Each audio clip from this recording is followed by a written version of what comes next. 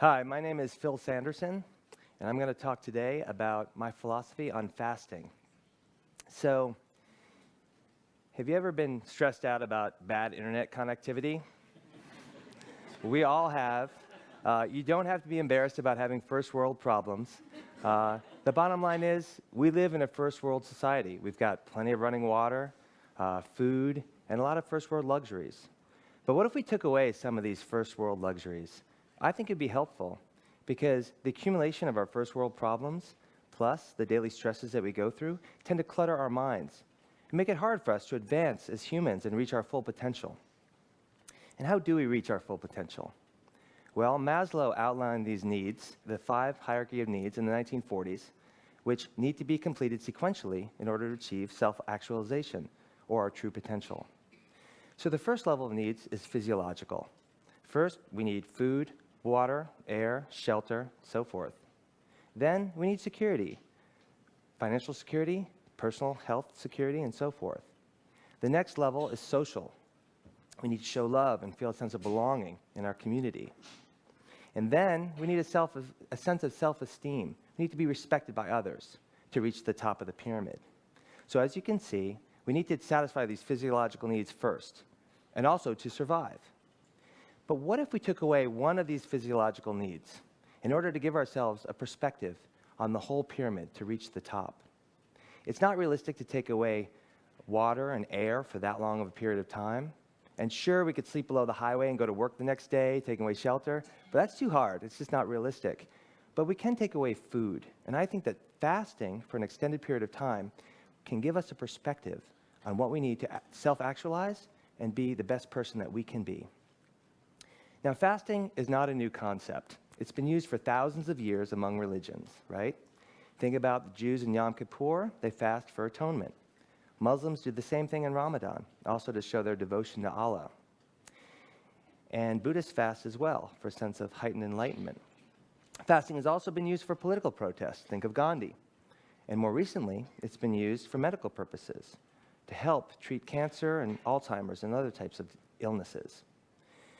So, from religions to medical purposes, fasting has been used to reach a heightened state of appreciation. I do the same thing for fasting. So every year, I fast for 7 days. I don't eat any food. I go through a master cleanse. And the master cleanse has been around for 75 years. It's a recipe which consists of water, lemon juice, cayenne pepper, and maple syrup. I drink as much of it as I can, and I get about 600 calories a day. And also, as the name suggests, it's got cleansing purposes. But I eat a lot of food. I work out an hour and a half a day, and as was mentioned, I run ultramarathons. So when I'm training for an ultra, I'm burning about 3,000 to 4,000 calories a day. So not eating for a week is really, really hard. But I do it for 3 main reasons. One, for the sense of accomplishment. Finishing an ultramarathon is like finishing a race. I also hit the reset button on all my bad eating habits. We all have them. It puts it all in perspective. And finally, I reach a heightened state of mental and physical acuteness and awareness. Now, to be able to do this, I set myself up for success. So I make sure I'm not traveling for the week. You really can't travel with liquids, and it's too hard. You have to have these around you at all times. I also reduce my physical exertion to about 20 minutes of cardio a day. Then I start on a Monday, so that I finish on a Saturday and a Sunday, because you're not 100% there on the last few days, to be honest. And I'm a venture capitalist, as was mentioned, and I don't want to be making bad business decisions with other people's money. Also, I try to avoid packing my schedule with business breakfast, lunches, and dinners. It's hard to avoid, but I try that. What's really important, I make sure I can phone a friend. I do it with a friend so that we can rely on each other during the hard times and the tough periods. And then finally, I make as much of the solution as I can in advance, so there's no excuse for not drinking.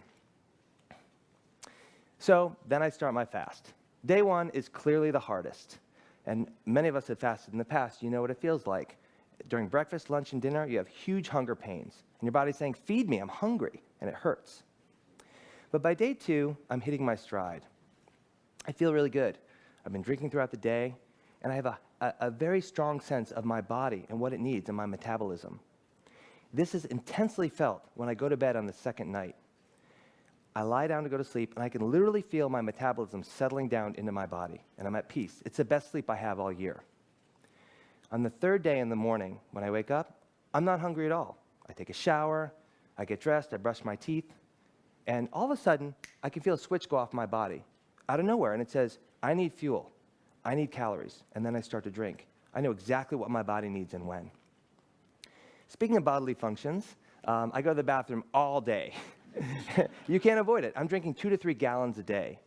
But one time during the fast, I'll go number 2, and that's when all the junk that sits in my intestines gets flushed out of my body, and that's part of the cleanse. On day 4 and 5, I have some rough parts. It gets really, really hard. When I don't drink enough in advance, I bonk, which is an athletic term for just getting lightheaded and low sugar, and at those points, I just need to recover and start drinking.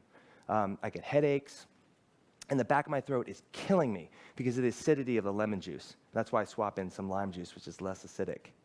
But usually during those days, I'll call a friend and say, I'm done. It's been 5 days, I'm out. I can't do it anymore, this hurts. And my friend tells me what I already know and what I need to hear, which is keep going, you can do this, you'll be happy that you did, which is really helpful. Also, on day 6, I'm starting to really feel the hurt of seeing food and especially smelling food. I can't avoid business lunches in my industry. I'll go to a fancy restaurant, someone will be eating chicken cordon bleu and lobster salad, and I'll be there with my Nalgene bottle of yellow and brown solution and just drinking away, and people are laughing at me.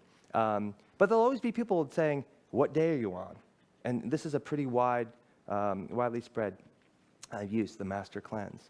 And then when I go into day 7, I feel great. I mean, I mentioned feeling physically aware of my entire body, but I have a mental acuteness that's unlike anything else. I'm aware of everything around me. It's a real state of enlightenment. I'm actually sad it's about to end at that point. I also lose a lot of weight. I've lost about 10 pounds at that point, which I don't really have, but the fast burns muscle, well, first fat, then muscle, and then tissue. So I can't go beyond 10 days. Some people do this for 30 days. 7 days is right for me. And it's an incredible feeling of spirituality that I have. I feel that going into the 8th day. And on that day, I have a breakfast, typical for me. We have chickens, so I have eggs from my chickens. I live in Marin County, so it's a California thing. We have turkey bacon, and then I'll have some toast. And I will appreciate every morsel that goes into my mouth. It's the best meal I ever have.